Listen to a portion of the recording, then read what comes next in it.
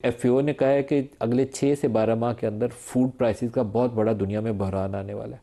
और दूसरी खबर यह है, रॉयटर्स ने जारी की है, उन्होंने कहा यूरोप की इकॉनमी बैठने वाली है ईरान के बाद, ईरानियन वॉर के बाद।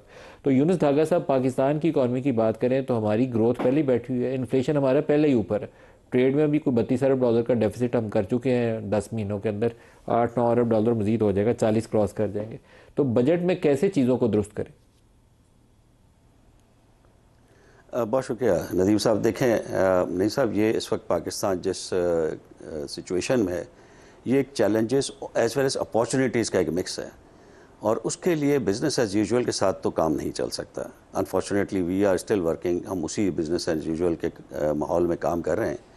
हमें इस वक्त एक इकोनॉमिक विजन की, एक प्लान की, और उसके साथ एक सपोर्टिंग पॉलिसी फ्रेमवर्क की ज़रूरत है, जो हमारे पास मिसिंग है। अगर हम उसी तरह, जिस तरह हमें IMF एक स्ट्रेंगुलेटेड इकोनॉमी की कंडीशन में चला रहा है, एक ऐसी इकोनॉमी जिसमें ना कोई तरक्की हो सकती है, ना कोई जॉब्स निकल सकती है, और ना ही इस किस्म के शॉक्स को हम बर्दाश्त कर सकते हैं। ये तो एक बात है कि पाकिस्तान में उस तरह का फर्टिलाइज़र वगैरह का बहरान नहीं है, तो किसी न किसी हद तक उस तरह का फूड का बहरान इंशाल्लाह नहीं होना चाहिए। लेकिन फिर भी हमारी जो इंपोर्ट्स हैं पाम ऑयल की और दालों की, उसकी कीमतों पे फ़र्क पड़ेगा, इन्फ्लेशन का असर होगा। हमारा इस वक्त जो हमारे होना चाहिए वो ये होना चाहिए कि हमारी इस वक्त जो पूरा गल्फ़ का एरिया है वो इन्वेस्टमेंट के लिहाज से इनसिक्योर हो चुका है। हमारे पास अगर एक प्रॉपर इन्वेस्टमेंट पॉलिसी के साथ और एक ठीक लाएअमल के साथ हम चलाने की कोशिश करें तो इन्वेस्टमेंट हम यहाँ पे ला सकते हैं, ख़ास तौर पे उन स्ट्रैंडेड इन्वेस्टमेंट जो कि पाकिस्तानियों की उधर उधर फंसी हुई है। ये तो एक बात होगी।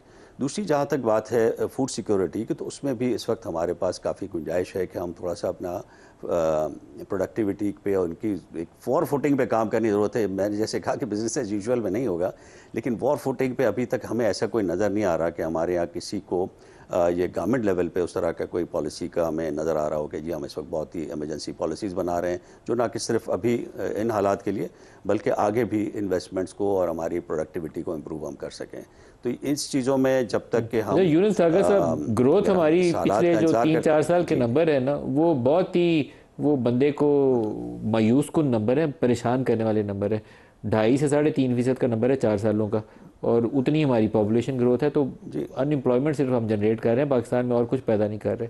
तो कोई ऐसा तरीका है कि हम कोई एमनेस्टी टाइप इन्वेस्टमेंट के लिए, मैं ये टर्म पॉपुलर नहीं है, लेकिन कुछ ऐसी स्कीम लाएं कि कुछ एरियाज आइडेंटिफाई कर दें कि इन एरियाज़ में इन्वेस्टमेंट आएगी तो हम क्वेश्चन नहीं पूछेंगे, गल्फ से आए, दुबई से आए, सऊदी अरब से आए, कतर से आए, जहाँ से भी आए। सर ये हमने पहले भी किया था, और मेरा ख्याल है कि पहले हमने ये कर दिया, एक जो बड़ी ज़्यादती की गई पाकिस्तान के साथ और पाकिस्तान की इकॉनमी के साथ, कि वो 2 एमनेस्टीज़ जो आई थी, दोनों में हमने जो बाहर पैसे रखे हुए थे उसको हमने उधर ही लीगलाइज़ कर दिया। तो बाहर बैठे बैठे हमने तकरीबन 18 से 20 अरब डॉलर हमने उनको, वरना उस वक्त भी मैंने जो, और हम जैसे लोग थे वो कहते थे कि जी पाकिस्तान के अंदर जो पैसा लेके आए उसको आप करें रेगुलराइज, उसको आप वाइट कर दें। जो बने ही लाता पाकिस्तान में तो उसको हम बाहर बैठे क्यों हम करें, लेकिन हमने वो भी कर दिया। 18 से 20 अरब डॉलर हम बाहर ही हमने उसको कर दिया। बाद में उसके ऊपर हम टैक्स वगैरह, कैपिटल गेन टैक्स वगैरह लगाने की कोशिश करते रहे। लेकिन जैसे आपने ग्रोथ की बात की ना, तो नदीम साहब, जब हमारी पॉलिसी एंटी ग्रोथ है, हमारी पॉलिसी IMF की, हम बिल्कुल अंधाधुन का IMF के पीछे चल रहे हैं, हमारी मॉनेटरी पॉलिसी कॉन्ट्रैक्शनरी है, हमारी टैक्सेशन पॉलिसी कॉन्ट्रैक्शनरी है। एक 50-60% के टैक्सेशन के ऊपर ना इन्वेस्टमेंट आ सकती है, चाहे पाकिस्तानी कितना भी बाहर से इन्वेस्टमेंट लाने की कोशिश करें या हम फॉरेन इन्वेस्टर की कोशिश करें। इतने बड़े टैक्स फ्रेम जो आपका टैक्स की रिजीम है, इतनी सख्त किस्म की, प्यूनिटिव किस्म की, इसमें कौन पाकिस्तान में पैसा लाएगा। उसके साथ साथ आप देखें कि आपका जो मॉनेटरी पॉलिसी है, अब 3 से 4% आप रियल इंटरेस्ट रेट रखते हैं, कभी कभी 7-8% भी होता रहा है माजी में।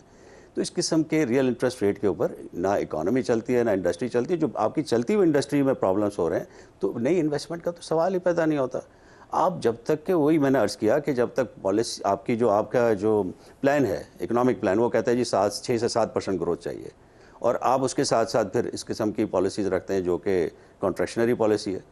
तो ये जो तजादात है हमारी पॉलिसी में, सर आज IMF की स्टेटमेंट आई है ढाका साहब, अगर आपने देखी हो तो वो तो कहते हैं कि टाइट मॉनेटरी पॉलिसी जारी रखेगा स्टेट बैंक ऑफ पाकिस्तान। तो आप उसको एज्यूम कर सकते हैं कि वो इंटरेस्ट रेट को नीचे नहीं लाने देंगे, बल्कि तो रखेंगे, आप कैसे 1-8% और ऊपर जाए। ग्रोथ का रास्ता दिखाएंगे।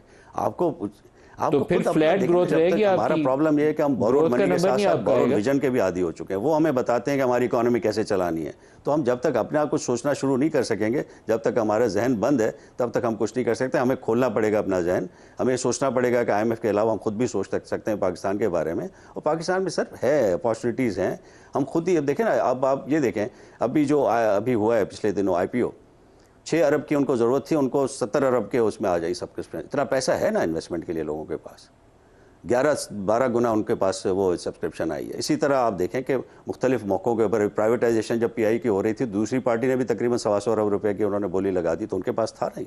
तो पैसा है, इन्वेस्टर बैठा हुआ है, काफ़ी कैश के साथ बैठे हुए हैं पाकिस्तान के अंदर इन्वेस्टर्स, लेकिन आपकी पॉलिसीज़ लोकल इन्वेस्टर्स को भी साथ नहीं दे रही है। तो हमें कोशिश तो पहले लोकल इन्वेस्टर्स हमारे जब आएंगे, इस पॉलिसी को समझेंगे कि ये हमारी तरक्की की पॉलिसी है। इस वक्त तो IMF के कहने के ऊपर सिर्फ उसकी खसारे की और जिसको कहना चाहिए लो ग्रोथ की पॉलिसी के ऊपर है। इसके ऊपर तो ना आपकी इन्वेस्टमेंट आ सकती है, ना इंडस्ट्री ग्रो कर सकती है, और ना ही जॉब्स क्रिएट कर। आप देखिए कितनी महंगाई, गुर्बत बढ़ाते रहे पिछले IMF के प्रोग्राम में पूरे में, कहाँ से कहाँ हमारी गुर्बत पहुँच गई, कहाँ से कहाँ हमारी अनएम्प्लॉयमेंट पहुँच गई। और 24-25 प्रोग्रामों में आपने कहीं पाकिस्तानी सरकार का विजन देखा? 24-25 प्रोग्रामों में वो एक ही चीज़ कहते हैं, रुपया डिवैल्यू कर दो, बिजली के रेट बढ़ा दो, पॉलिसी रेट इंक्रीज कर दो। इसके अलावा कभी कोई चीज़ उन्होंने नहीं बताई, और हम वही करते हैं। वही ना, तो IMF के प्रोग्राम से हम ये एक्सपेक्ट करें। अब अच्छा, ये सिर्फ गलती गवर्नमेंट की नहीं है, हमारे बहुत सारे आप देखें जो माशी एक्सपर्ट्स हैं, जो अपने इकोनॉमिस्ट हैं, वो भी ये समझते हैं कि IMF प्रोग्राम जी स्टेबिलिटी मुल्क में लाएगा। ये स्टेबिलिटी होती है इतनी बड़ी अनएम्प्लॉयमेंट, इतना आपका जो था, आपका जो कर्जे हैं वो 20 अरब से अब 93-98 अरब हो चुके हैं। अब ये कौन सी स्टेबिलिटी, खरबों में पहुँचा, 98 खरब 23 खरब से। तो ये कौन सी स्टेबिलिटी आप मुल्क में ला रहे हैं, और इसको कौन स्टेबिलिटी कहता है? लेकिन हमारे बहुत से आपको माशी माहिरीन कहते हैं नहीं जी IMF बहुत ज़रूरी है, IMF में अगर हम नहीं होंगे तो पता नहीं मुल्क के साथ क्या हो जाएगा। तो ये खौफ, एक बेएतमादी अपने अंदर, और मुल्क के जो रिसोर्सेज के ऊपर एतमाद ना होना, और पॉलिसीज़ जब इस तरह की हम बना देंगे तो ये तो हमारे एग्जिस्टिंग इन्वेस्टर जा रहे हैं, तो इसमें इन्वेस्टर नई कौन सी आएगी? बेशक सारी दुनिया के हालात ख़राब हो जाएं, लेकिन जब तक हमारे हालात ठीक नहीं करेंगे, हम लोगों को अट्रैक्टिव पॉलिसीज़ नहीं देंगे, तो इन्वेस्टर हमारा सबसे पहले आपका टेस्ट होता है लोकल इन्वेस्टर। लोकल इन्वेस्टर कहाँ जा रहा है आपका? इस वक्त लोकल इन्वेस्टर साइड लाइन्स पर बैठ के देख रहा है पॉलिसीज़ को ठीक होने के लिए। अब इस बजट में अगर आप इस तरह की इंडिकेशंस देते हैं, फॉर एग्जांपल आप कहते हैं जी हम टैक्स को रिड्यूस करते हैं, हम NFC को ठीक करेंगे, क्योंकि NFC यकीनन एक बहुत बड़ा इम्पेडिमेंट है फेडरल गवर्नमेंट के लिए आगे बढ़ने में।